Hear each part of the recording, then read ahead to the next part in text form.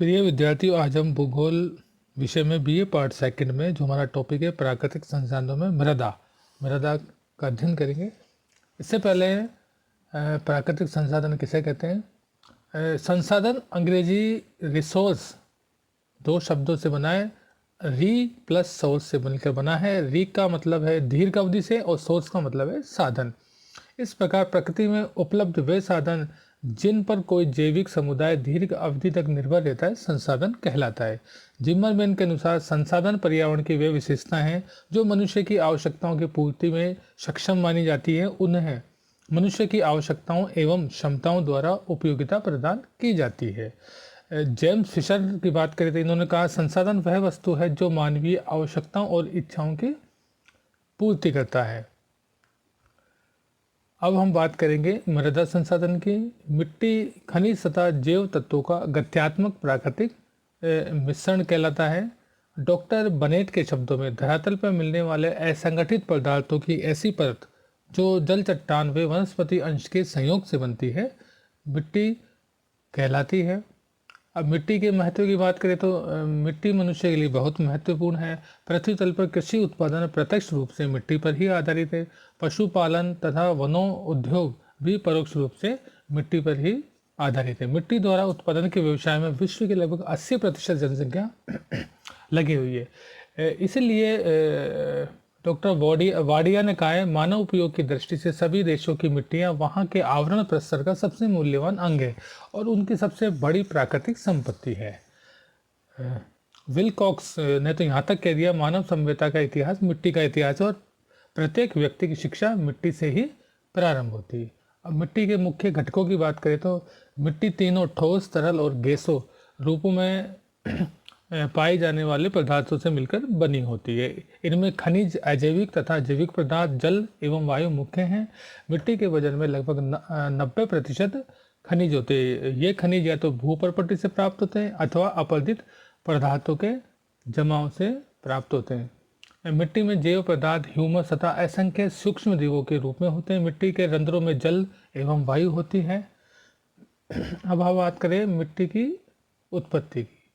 रूसी वैज्ञानिक गेरासीमोव के अनुसार मिट्टी की रचना पैतृक शैलों में उन परिवर्तनों के फलस्वरूप होती है जो विभिन्न प्रकार की जलवायु एवं उच्चावच की दिशाओं के अंदर जैविक कारकों जिसमें जंतुओं और पौधों के द्वारा किए जाते हैं। मृदा निर्माण को प्रभावित करने वाले मुख्य कारक में हैं मूल पदार्थ, जलवायु, जैविक तत्व, उच्चावच एवं समय।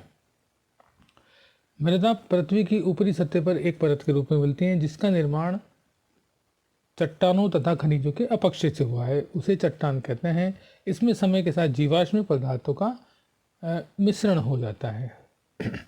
जब वनस्पति और जंतुओं के अवशेष मिट्टी में मिलते हैं तो जलवायु की क्रिया से एक प्रकार का अम्लीय तत्व ह्यूमस उत्पन्न होता है।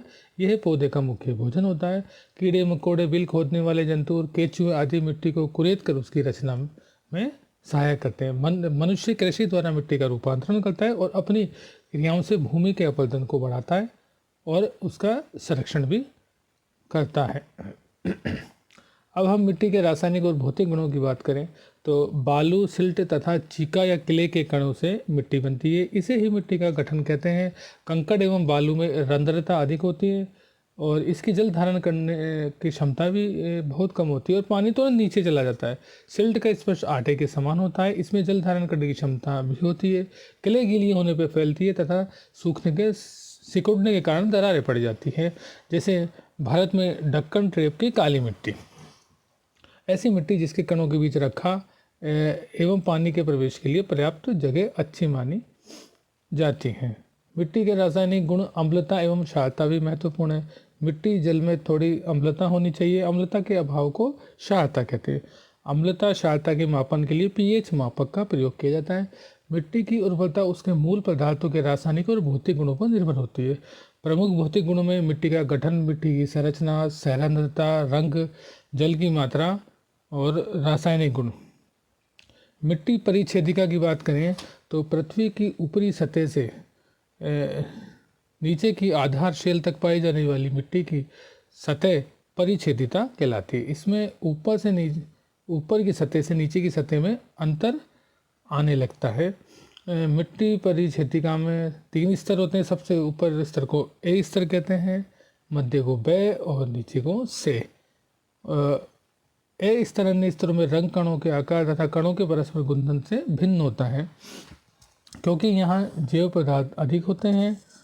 और ब स्तर में कोलाइड की अधिकता होती है और स स्तर मूल पदार्थों का स्तर होता है जहाँ आधारशिल होती है। अब हम बात करें मृदाओं का वर्गीकरण और वितरण की। मिट्टी के प्रमुख प्रकारों में कटिबंधीय, अंतर स्तरीय और असुस्तरीय मिट्टी 3 प्रकार से हैं। इसमें जो कटिबंधीय मिट्टी है उस प्रकार की मिट्टी को कहते हैं जो जलवायु तथा वनस्पति के दीर्घकालीन प्रभाव से पूर्ण विकसित होती है। इसके 2 प्रकार होते हैं, पेडाल्फर और पेडोकेल। पेडाल्फर में एल्यूमिनियम तथा लोहा का मिश्रण होता है। ये मिट्टियाँ आर्द्र प्रदेशों में पाई जाती है। और पेडोकल मिट्टियाँ ये वह मृदा जिसमें कैल्शियम की मात्रा अधिक होती है। वनस्पति के आधार पर भी 2 भाग होते हैं, छोटी घास वाली और अर्ध मरुस्थलीय। पेडाल्फर मिट्टियाँ जो आर्द्र प्रदेशों की मिट्टियाँ होती है, पॉडजोल मिट्टी होती है जो रूस, कनाडा, अलास्का में पाई जाती हैं और इनकी राख के रंग की अम्लीय मिट्टी होती है। पॉडजोलिक मिट्टी ये दक्षिण में पाई जाती है और लेटेराइट मिट्टी ये आर्द्र उष्ण प्रदेशों में मिलती है और लेटराइजेशन प्रक्रिया ये मिट्टी अनुपजाऊ होती है। पेडल्फर लंबे घास वाली मिट्टियाँ और पेडोकल मिट्टियाँ 3 प्रकार की होती है। चरनोजम ये छोटी घास वाले प्रदेशों में होती है, रंग काला होता है। संयुक्त राष्ट्र के प्रेरी मिट्टी वाले प्रदेश, रूस के भी प्रेरी प्रदेश में है। भूरी स्टेप मिट्टी ये चरनोजम और मरुस्थलीय मिट्टी के बीच की होती है। तीसरी है मरुस्थलीय मिट्टी, ये शुष्क भागों में पाई जाती हैं। अब जो दूसरा मेन है अंतःस्तरीय मिट्टियाँ, उन मिट्टियों को अंतःस्तरीय मिट्टियाँ कहते हैं जिन पर जलवायु तथा वनस्पति की अपेक्षा अन्य तत्वों का प्रभाव अधिक होता है और ये उपजाऊ और अनुपजाऊ दोनों होती है, जैसे रेड जीना मिट्टी। तीसरा जो मेन है असुस्तरीय मिट्टियाँ, ये मिट्टियाँ अविकसित होती है, अर्थात इसके स्तरों का विकास नहीं होता है, जिसमें जलोढ़, हिमोड, लोएस आते हैं।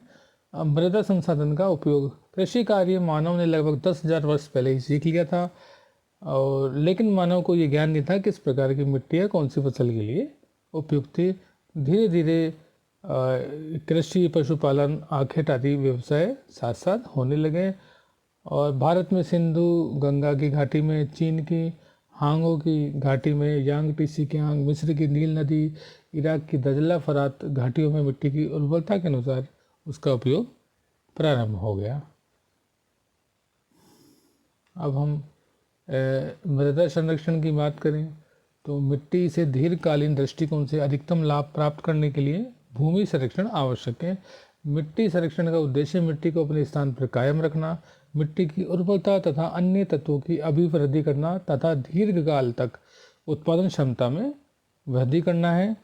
और प्रमुख उपाय में इसके संरक्षण में कृषि प्रणाली में परिवर्तन करने से मिट्टी की उर्वरता का संरक्षण हो सकता है।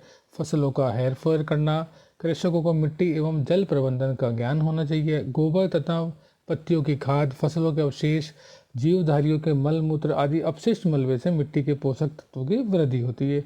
आवरण फसलों का उपयोग, उर्वरकों तथा खादों का उपयोग, मृदा की प्रदूषण से रक्षा, समुच्चय की जुताई, स्थानांतरित कृषि पर प्रतिबंध, पशुचारण पर नियंत्रण, बाढ़ क्षेत्रों का संरक्षण, अवनालिकाओं पर बांध बांधना आदि प्रमुख उपाय हैं। मिट्टी संसाधनों का विवेकपूर्ण उपयोग के अंतर्गत मिट्टी संरक्षण का विचार ही नहीं बल्कि वास्तविक उपभोग भी सम्मिलित होता है। धन्यवाद।